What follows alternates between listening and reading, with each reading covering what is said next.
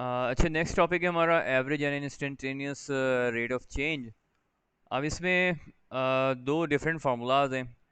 अगर हम इसको ग्राफ से अंडरस्टैंड कर लें तो वो ज़्यादा इजी रहेगा कि फॉर एग्जांपल फंक्शन हमारे पास ये ब्लू कलर का है y equals to F of X, और वो इस तरह से इंक्रीज़ हो रहा है पर्टिकुलर किसी इंटरवल पर, वो डिक्रीज़ हो रहा है। ठीक है जी।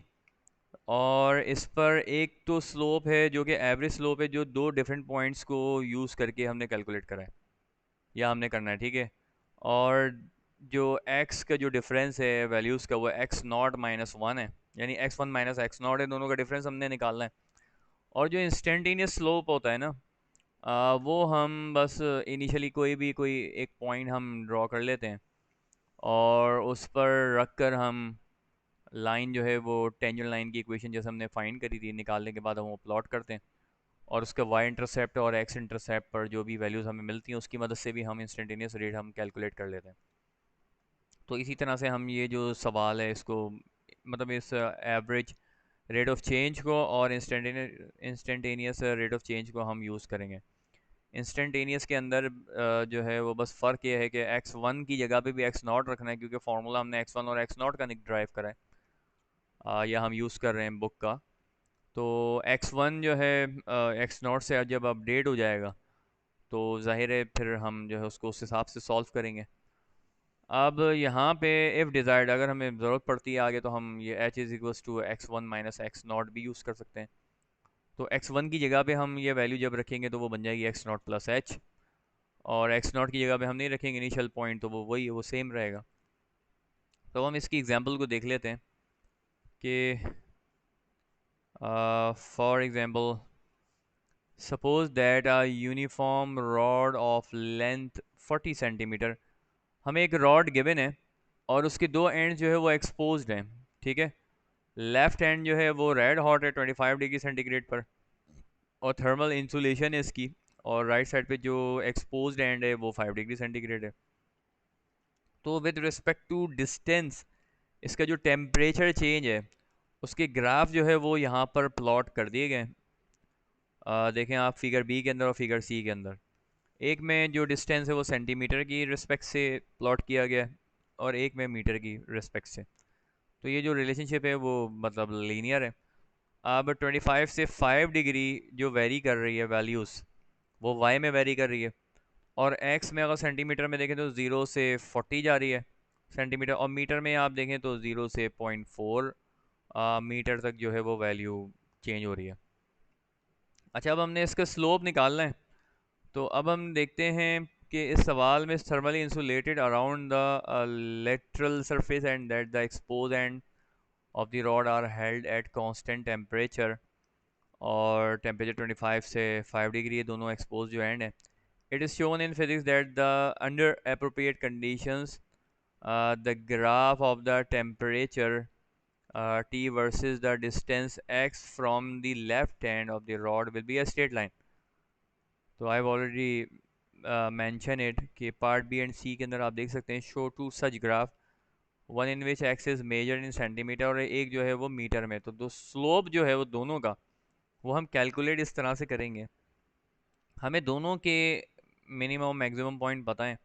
तो स्लोप का formula Y two minus Y one और X two minus X one रखेंगे। अब इस इक्वेशन में हमने 5 जो है उसको हमने एक्स टू कंसिडर करा है, जबकि नॉर्मली हम ऐसा नहीं करते। But we can say that कि जो टेम्परेचर इज़ डिक्रीजिंग, तो स्लोप जो है वो डिक्रीजिंग इन नेचर होगा। अगर हम 25 माइनस फाइव कर देंगे तो प्लस में आ जाएगा, इसका मतलब होगा इंक्रीजिंग स्लोप है। तो जब डिक्रीजिंग स्लोप है तो हमने 25 में से 5 को माइनस कर दिया है, सॉरी 5 को 25 में से माइनस कर दिया है, और 40 माइनस ज़ीरो कर दिया है। तो आंसर हमारा माइनस में आएगा, यानी 5 माइनस 25 हमने लिखा, 40 माइनस ज़ीरो करा तो 20 डिवाइड बाई 40 हो गया, तो माइनस 0.5 आंसर है। और इसी तरह से मीटर वाली अगर वैल्यूज़ हम यूज़ करेंगे तो स्लोप आएगा -50।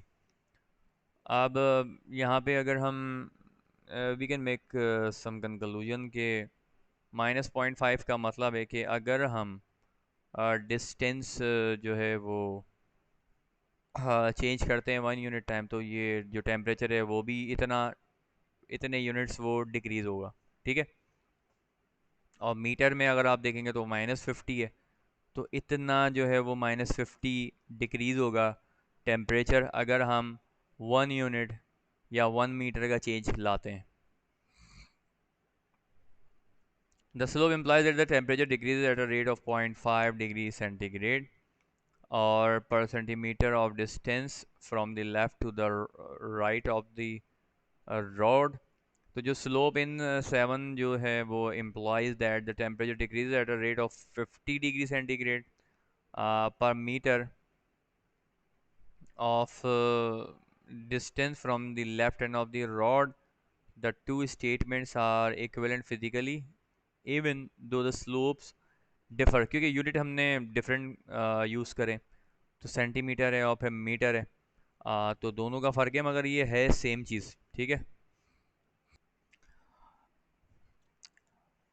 अब ये सवाल तो हमारा कंप्लीट हो गया। अब हम नेक्स्ट जो एग्जांपल है उसको देखते हैं कि example 9, let y is equals to X square plus 1, find the average rate of change of y with respect to x over the interval 3,5। तो यहाँ पे x की दो डिफरेंट वैल्यूज़ हैं, x नॉट भी है और x1, दोनों हमें पता है। पार्ट बी के अंदर इंस्टेंटेनियस रेट निकालना है, तो x इज इक्वल्स टू -4 है, x नॉट की वैल्यू हमें गिवन है, फिर लिमिट हम उसमें अप्लाई करते हैं x1 tends to x not. तो हम दोनों फार्मूलाज को देखते हैं। जैसे सोल्यूशन ए में हम फार्मूला 8 को हमने यूज़ करा है, तो एफ ऑफ एक्स हमें गिवन है और एक्स नॉट और x1 ये भी हमें गिवन है, मेंशन है। तो जो एवरेज इंस्टेंटेनियस रेट का जो फार्मूला है F of x1 minus F of x not divide by x1 minus X not, तो x1 और x नॉट की वैल्यू जब हम फंक्शन में पुटअप करेंगे, तो x1 की वैल्यू जब हम 5 रखेंगे तो 5 5 25 और +1 तो 26 आ जाएगा, और -10 यानी 3 रखेंगे तो 3 3 9 +1 10। तो जब हम इसको सॉल्व करेंगे तो 8 आंसर आएगा। +8 का मतलब है कि ये एवरेज इंस्टेंटेनियस रेट 8 टाइम्स या 8 यूनिट्स इंक्रीज़ होगा, और 1 यूनिट इंक्रीज़ इन x, या आप ये कह सकते हैं कि इस इंटरवल के मिड में या ड्यूरेशन में 3 से 5। तो y increase an average of 8 units per unit increase, यानी x को इस इंटरवल यानी इस रेंज के अंदर 1 यूनिट हम इंक्रीज करेंगे तो जो y है वो 8 टाइम्स यानी 8 यूनिट्स वो इंक्रीज होगा। इसी तरह से सेकंड जो क्वेश्चन है उसमें इंस्टेंटेनियस रेट हमें बोला गया और x हमें -4 पता है। तो f ऑफ x1 और minus F of x not है, तो गिवन इक्वेशन में x1 जब हम रखेंगे तो x1 स्क्वायर +1 बचेगा, और f ऑफ -4 जो है वो एक्चुअली हम कैलकुलेट करेंगे -4 की वैल्यू स्क्वायर, तो 16 +1 तो 17 आ जाएगा answer.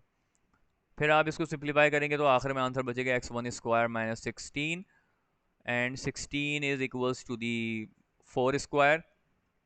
We can use the formula of x1 whole square, x1 square -4 square, यानी a स्क्वायर -b स्क्वायर का formula a plus B a minus B. तो नीचे से कैंसिल हो जाएगा x1 + 4 x1 + 4, और आंसर बचेगा x1 -4। तो जब हम अप्लाई करेंगे x1 टेंस टू -4, क्योंकि x नॉट की वैल्यू हमें गिवन है वो है -4, तो यहाँ पे जो लिमिट्स थी वो -4 अब हम रख कर इसको सॉल्व करेंगे तो आंसर आएगा -8। Negative sign shows that the slope instantaneous slope decrease is 8 times.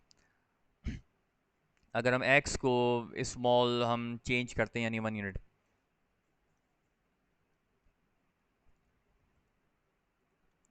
अब नेक्स्ट क्वेश्चन इसी टॉपिक का, example number 10, the limiting factor in athletic endurance is cardiac output, और that is the volume of blood that the heart can pump per unit of time during an athletic competition.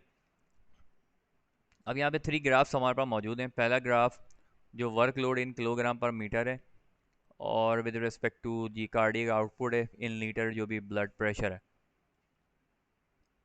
तो वो कितना जो है वो increase होता है, वो ग्राफ यहाँ पे बना दिया है। तो इसका मतलब ये जो फंक्शन है सर्टेन वैल्यू तक वो इंक्रीज़ हो रहा है, फिर उसके बाद वो डिक्रीज़ होना शुरू हो जाएगा। फिर सेकंड जो ग्राफ है उसके अंदर या फिगर कह लें, उसमें हमें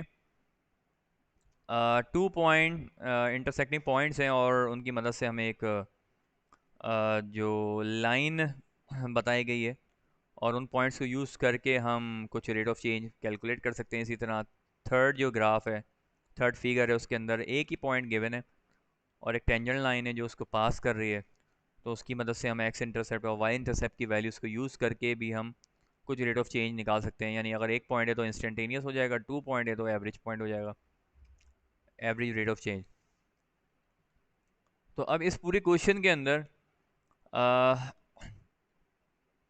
यानी 1 मिनट तक की ये रीडिंग है, और this graph illustrates the known medical fact that cardiac output increases with the workload but after reaching a peak value begin to decrease. अब use the second line shown in figure 2.1.13a to estimate the part A है, उसमें हमें average rate of change हमें estimate करना है, और कहाँ पर करना है हमें, 300 और 1200 ये दो वैल्यूज़ गिवन है।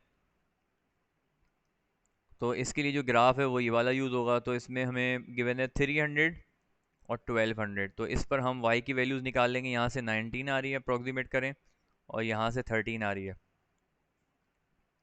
तो अब ये इंक्रीजिंग है, तो हम सिंपली इसमें से y की वैल्यूज़ को इस तरह से सेपरेट करेंगे, जैसे 19 माइनस 13, और डिवाइड कर देंगे 1200 माइनस 300 से। तो इस तरह से हमारे पास इंस्टेंटेनियस रेट, एवरेज रेट आ जाएगा, रेट ऑफ चेंज, और 0.0067 लीटर पर किलोग्राम पर मीटर, विच शोज़ के इतना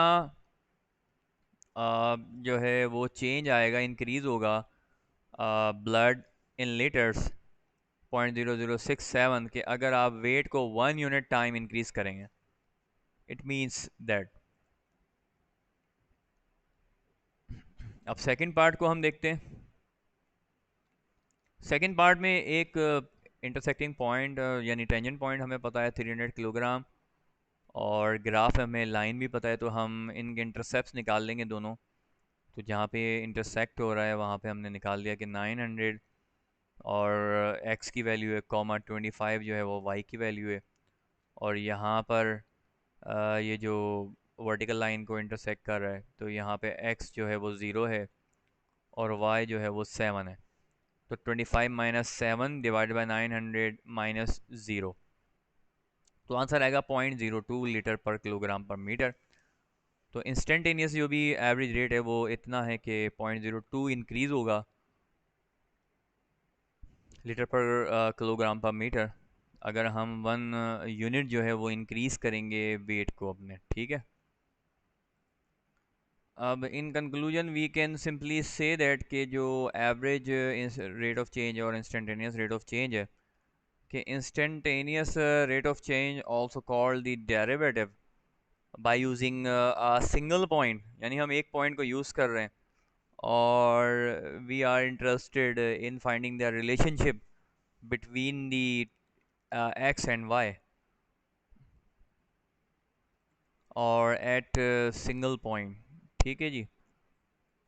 On the other hand, if we talk about the average rate of change, it means के specific दो intervals के दरमियान में average जो rate है, on the basis of it we can identify or find the relationship on based on the slope, और जो x and y है उनका relationship हम फाइंड कर सकते हैं या शो कर सकते हैं। ठीक है।